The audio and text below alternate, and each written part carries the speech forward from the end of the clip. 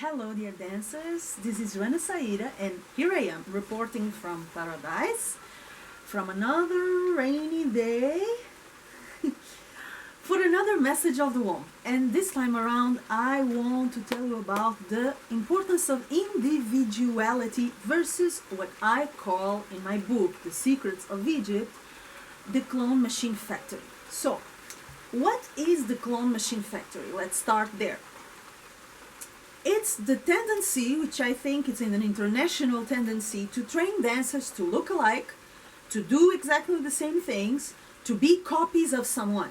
There are a lot of teachers who do feed this followers plague.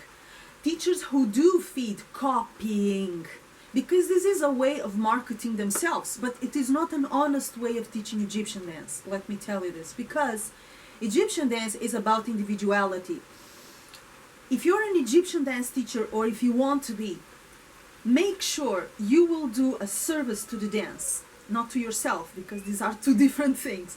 Or you're in the profession to serve the dance or to serve yourself, okay? So if you're serving the dance, you gotta be careful to educate dancers in a way that they can be themselves.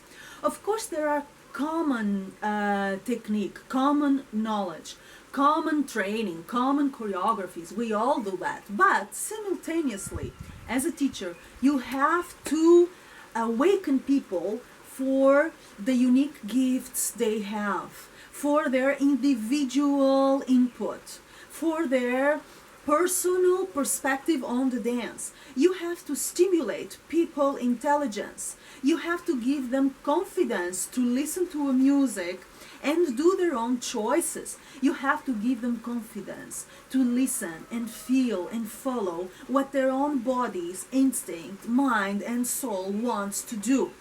That does not mean you don't have authority as a teacher. In fact, the more authority you have as a teacher, the more freedom you offer to your students.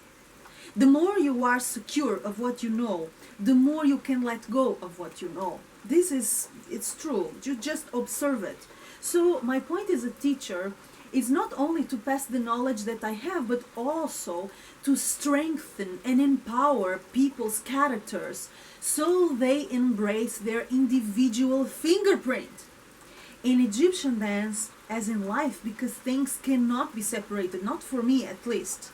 If you have a person who is insecure in their dance, I bet you they will be insecure in their life, because things are connected. You are dancing the person is the dancer, and the dancer is the person. There is no distinction.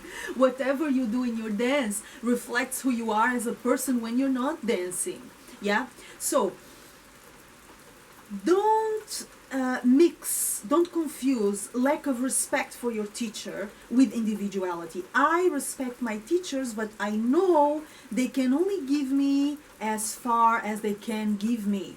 They cannot give me what only I have inside. So my job as a dancer, as a student in this case, is to receive and respect and appreciate and absorb as much as possible from my teacher or teachers, but develop my individuality.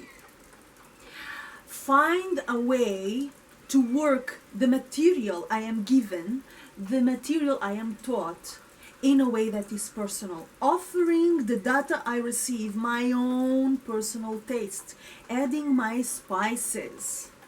Yeah, having my own ideas about dance, about music.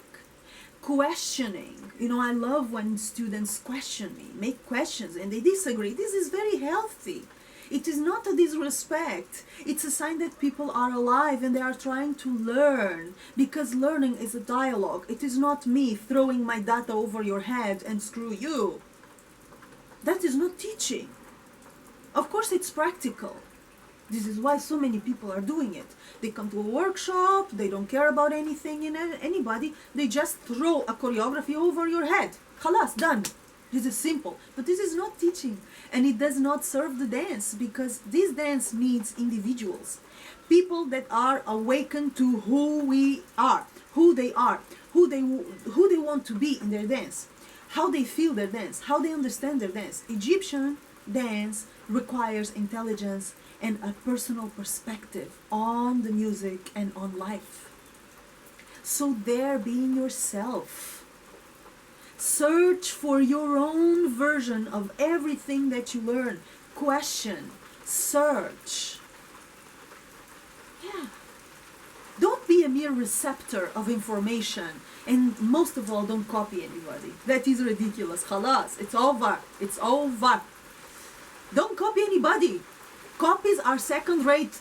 Anything, everything. This is second rate. Who wants to see a copy, man? Be yourself. Life is short. Okay? Individual, not a copy machine. All right? Let's make it happen. Let's go for it, baby. Mwah.